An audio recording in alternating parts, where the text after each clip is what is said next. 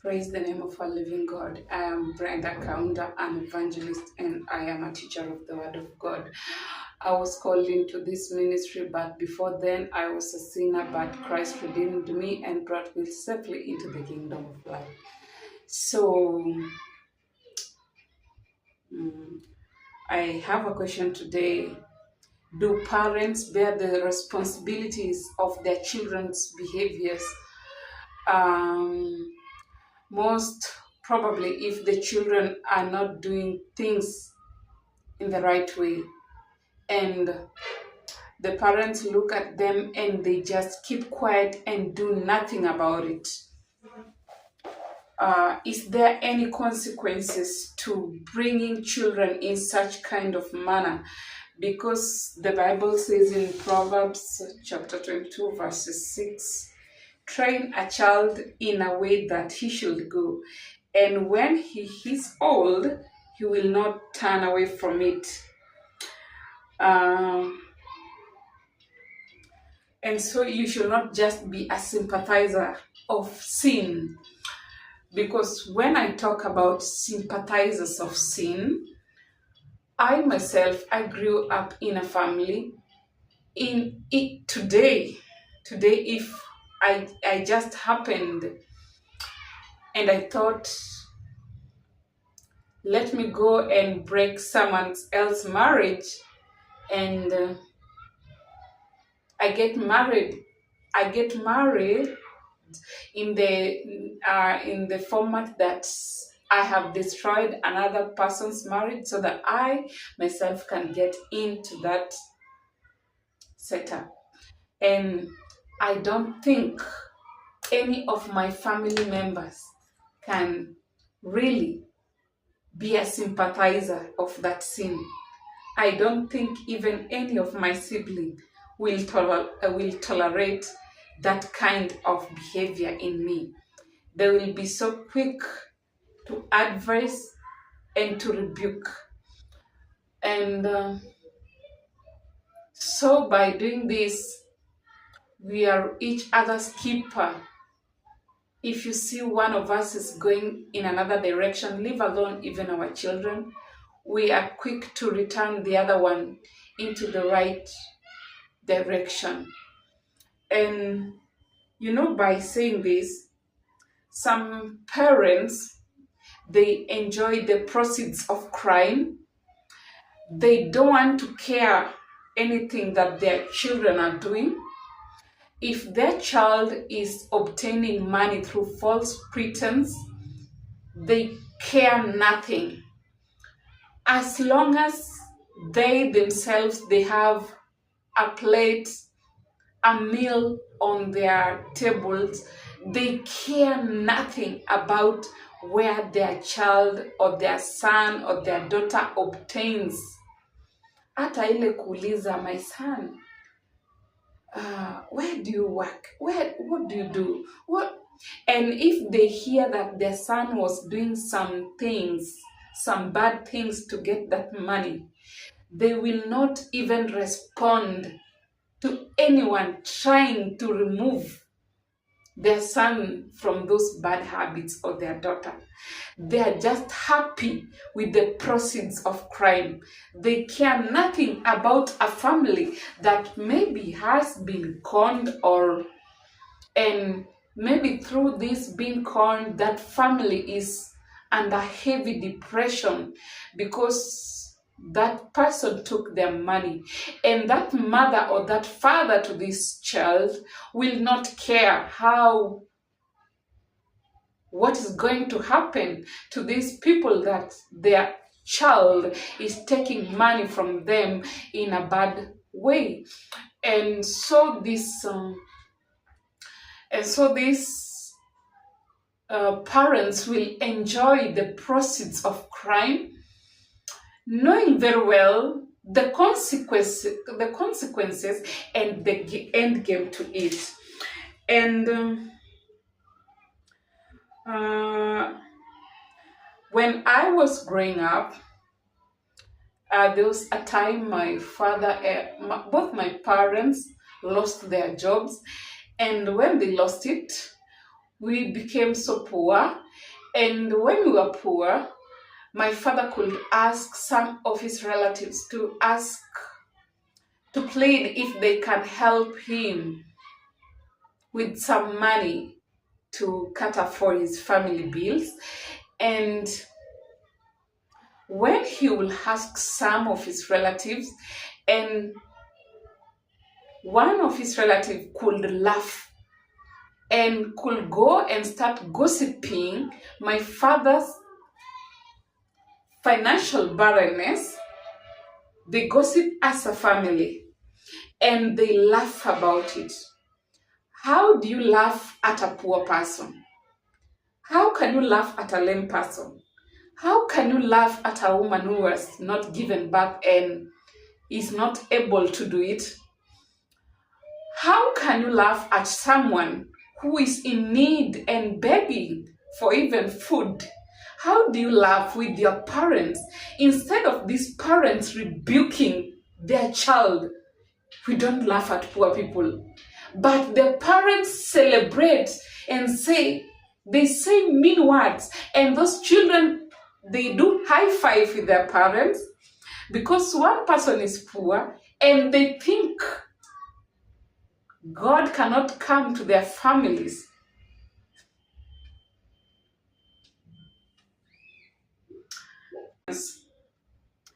When we were growing up in the village, I saw some children that were more favored and they had more privileges in the village than the others.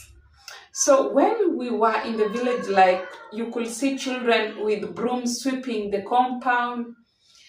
Other children, their mothers tell them, "Nyinyi msifanye. My children are so special. Nyinyi mkae." Mesikia? So their children were so special. If you try and tell even their children politely not to do a certain thing, they rebuke you in front of their children. Nani amekwambia waambie mtoto wangu mambo kama hizo? Who has told you? Mind your own business. I want you to mind your own business. Yes, it's good to mind your own business. But in areas of, you see some children, they are being, wanalelewa kama mayai hivi, they can turn into another thing. Let them learn about so much responsibility because this was a village setup. There's so much to do.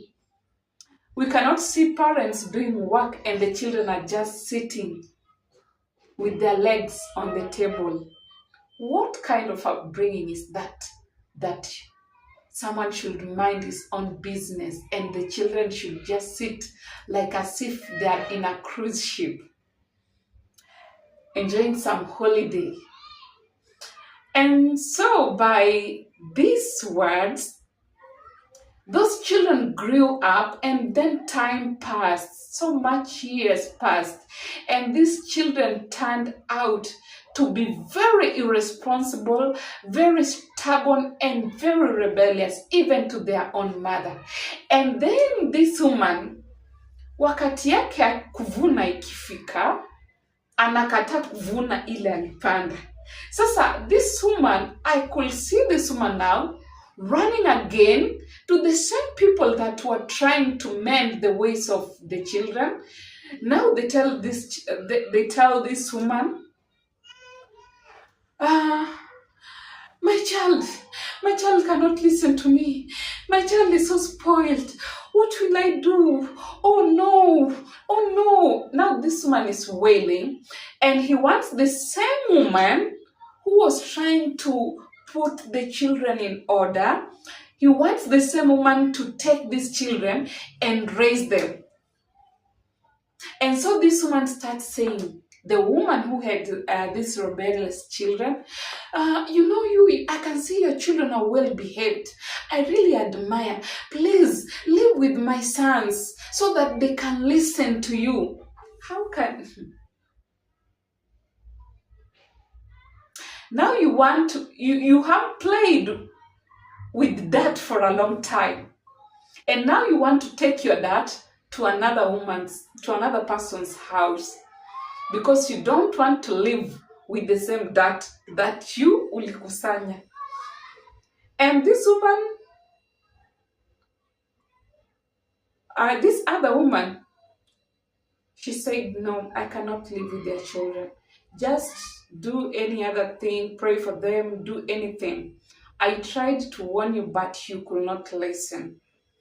And so can we bear any responsibilities of the misbehaviors of our children when they do wrong and we just look at them? You know, maybe us, we can escape the punishment that our children are going to face. But what of our children? Will they bear the consequences of their actions? And when they will start bearing the consequences of their action, will we start wailing now? Saidia, saidia, saidia. And when you had time, mtu asiguze mtoto wangu, mtu asiguze, mtu asiguze. Now it's time to harvest. And now you don't want to really enter into your farm and harvest. You know, in the Bible, according to, this is 1 Samuel chapter 3,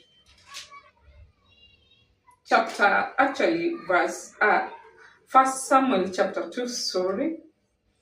And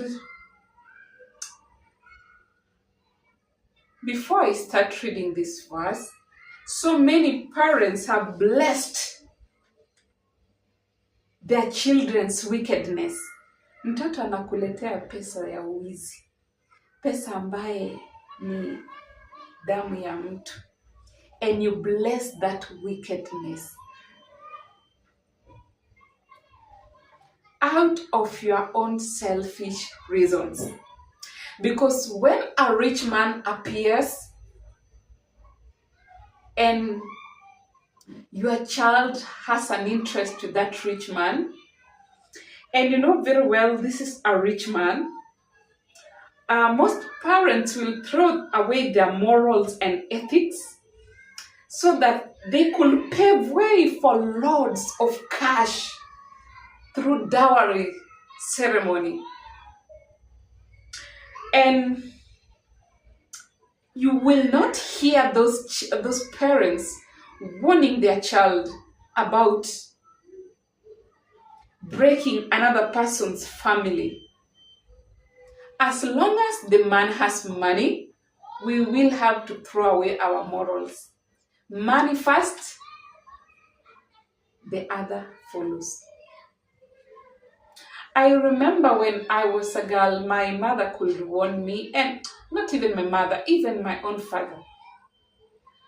Mambo ya kuenda kwa familia ya watu ukivunja ndoa huko, mimi hapa huwezi niona kwa hizo ceremony, dowry. Mfanyie tu kwa hiyo mambo yenyu ambayo mlianza.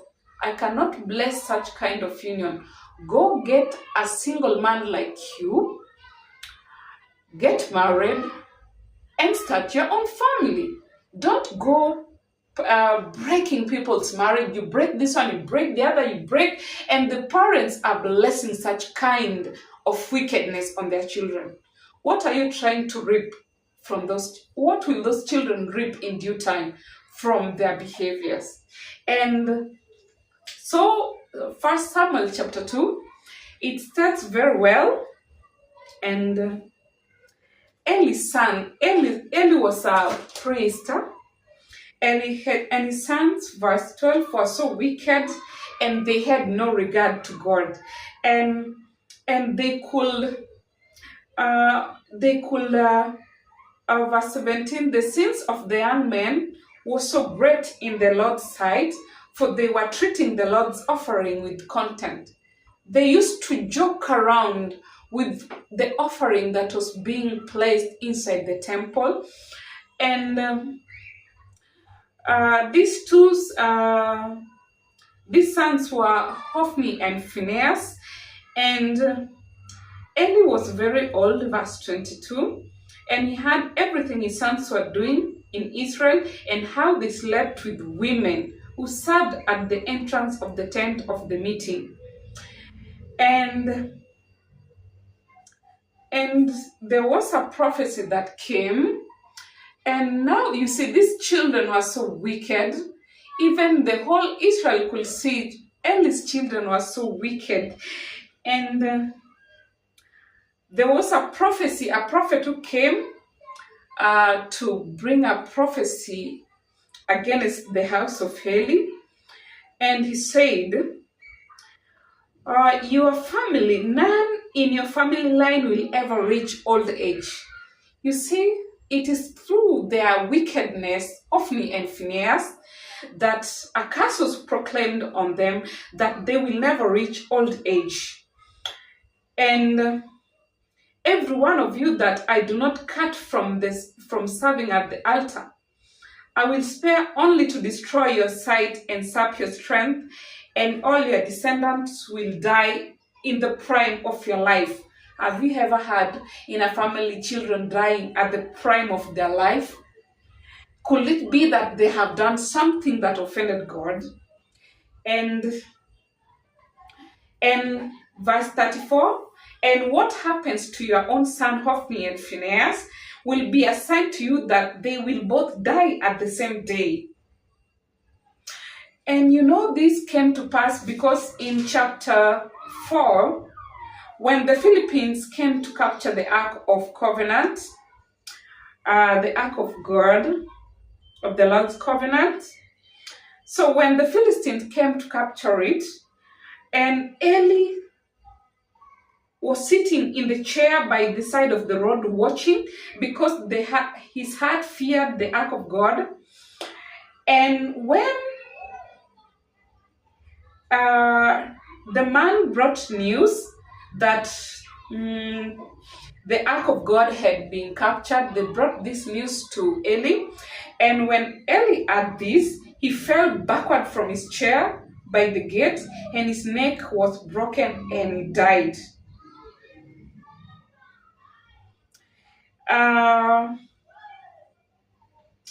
And so, when this thing was happening,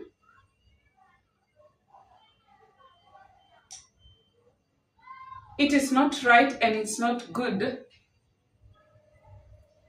to listen to kind such of things and still continue to do what is wrong before God and before man. And do not be a sympathizer. Do not be a sympathizer of sin as well. If you see something is not going on correctly, why don't you just advise? And not once and not twice, over and over. Keep on telling them, do not do this, rebuke it. Because this can bring calamity inside the lives of those children, that they can die at their prime years.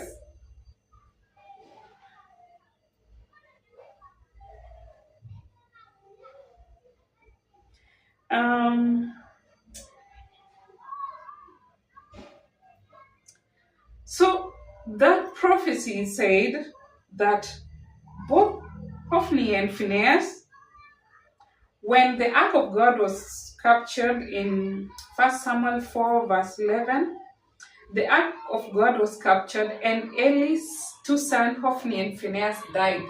And so the prophecy came to pass. And so by doing this,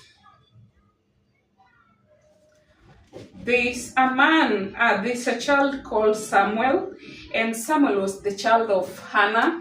And so when Samuel was called by God 3 times, the last time Samuel said, this is 1 Samuel chapter 3.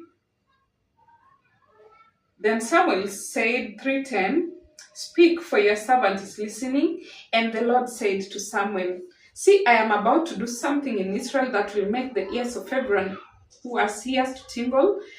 At that time, I will carry out against Eli everything I spoke against his family from beginning to the end. For I told him that I will judge his family forever because of the sins he knew about. His sons uttered blasphemy against God, and he failed to restrain them. And so the guilt of Eli's house will never be atoned for by any suffering or offering. And so when Samuel lay down until morning, and then he opened the doors of the house of the Lord, he was afraid to tell Eli the vision. But Eli called him and said, Samuel, my son. Samuel said, Here I am. What did he say to you? And Eli said, Do not hide it from me. May God deal with you, be it so severely, if you hide it from me, anything he told you. So Samuel told him everything, hiding nothing from him. Then Eli said, He is the Lord. Let him do what is good in his eyes. And so it is for me and you who are hearing this, let us take it positively. When someone tells our children this road that you're going is bad, please listen to the elders, listen to what is being told in church. Do not be so quick to be a defender of sin inside the lives of your own children. Thank you so much, and may God bless you. Like this video, share and subscribe. Thank you so much.